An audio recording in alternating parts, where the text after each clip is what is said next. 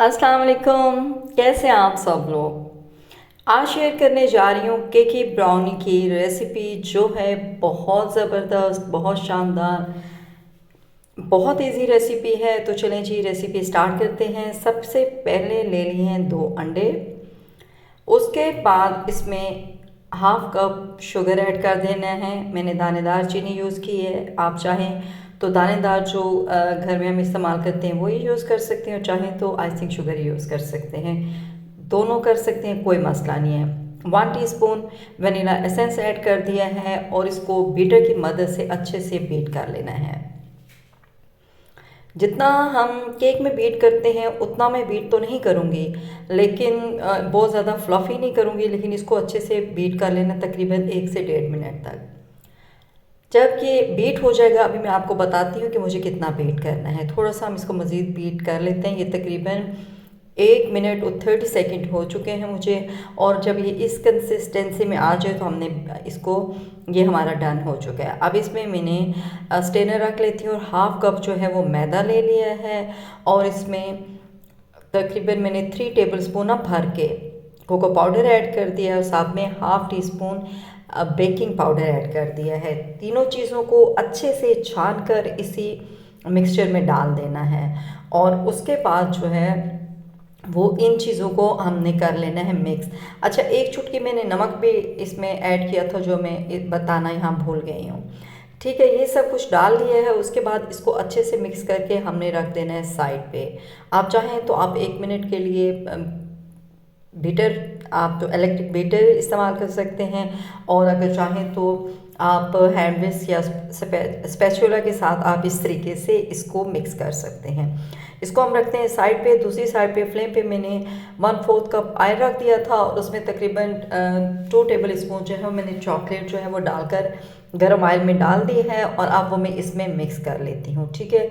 अच्छा, इसको मिक्स करने के बाद, इसमें डालने के बाद स्पैचुला की मदद से इसको हम मिक्स करते हैं, लेकिन थोड़ा सा स्टिकी हो गया है, तो इसलिए मैं जस्ट वो 30 सेकंड में इसमें इलेक्ट्रिक बीटर चला लूँगी। तो कोई टेंशन की बात नहीं है, ये बिल्कुल 1 मिनट में ही ये रेडी हो जाएगा। तो वेस्ट कोई चीज़ नहीं करते हैं।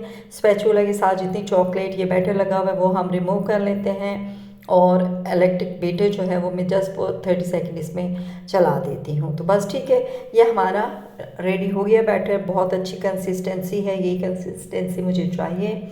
तो अभी ये देखिए, मैंने अपना पैन जो है वो रेडी कर लिया, जैसे मैं हमेशा करती हूँ, आपको बताया हुआ है। सबसे पहले पैन में मैंने इसको ग्रीस किया ऑयल से, उसके बाद उस पर मैदा छिड़क दिया था, और उसके बाद इसमें मैंने बटर पेपर लगा दिया। और अब जो बैटर है मेरा, जो भी मिक्सचर, वो मैंने इसमें डाल दिया है, और डालने के बाद इसको मैंने हल्का सा टैप कर लेना है, और मैं इसको बना रही हूँ पतीले में। ठीक है जी, विदाउट अवन रेडी होगा।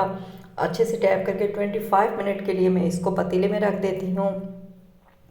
तकरीबन ये पतीला जो है मैंने 5 मिनट पहले इसको तेज़ आंच पर उसको मैंने गरम कर लिया था। पतीला बहुत अच्छे से गरम था, तो 25 मिनट में ये बहुत अच्छे से बेक हो चुका है। और अभी मैं इसको थोड़ा ठंडा होता है तो यहाँ से निकाल लेती हूँ, काट के दिखाती हूँ कितना अच्छा और ये सॉफ्ट सी ब्राउनीज जो हैं ये रेडी हुई हैं।